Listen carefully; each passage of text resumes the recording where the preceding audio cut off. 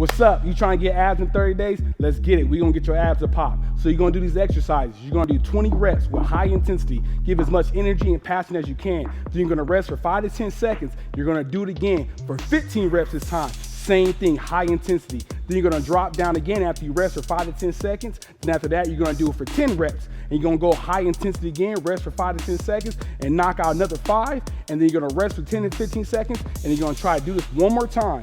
Then after that, you can have a 30-second pause to a minute, and then you're gonna try to get all the way to 3 to 5 sets of doing these. So when you go from 20 all the way down to 5, that counts as one set. And you wanna try to do 2 to 3 to 4 to 5 times. Welcome to the channel, Workforce Game, let's get it.